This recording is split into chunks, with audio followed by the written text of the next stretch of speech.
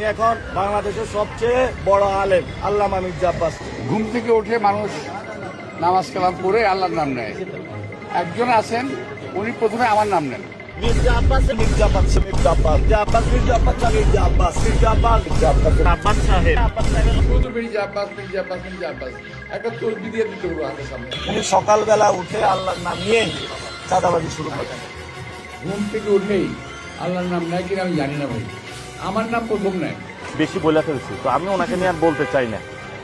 আমার 100 কর্মী যে প্রচার করতো তুমি একলা আমার 1000 করে প্রচার করে দিবে।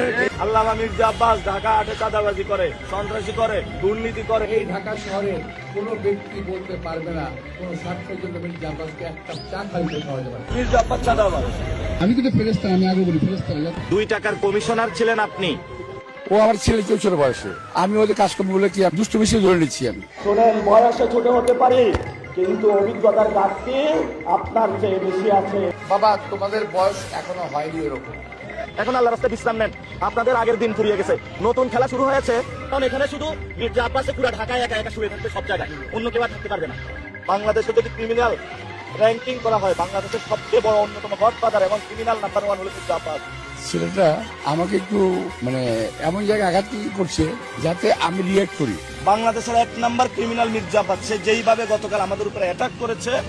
হাতটা ভাঙে, এটা আমি সোশ্যাল মিডিয়ায় প্রথম দেখলাম, শুনলামও প্রথম। দাউদ ইব্রাহিম তোমার গডফাদার এবং ক্রিমিনাল আমাকে উত্তেজিত করার চেষ্টা করতেছে, কিন্তু ওরা বোঝে নাই যে ওদের মতো বহু ইলেকশন পার করে আমি আসছি। আব্বাস ভাইয়ের আজকে বিবাহ বার্ষিকী, ভাইয়ের উত্তরোত্তর সফলতা কামনা করি। ছাগল পাগল কত কথা বলে, সবটা শোনা যাবে না।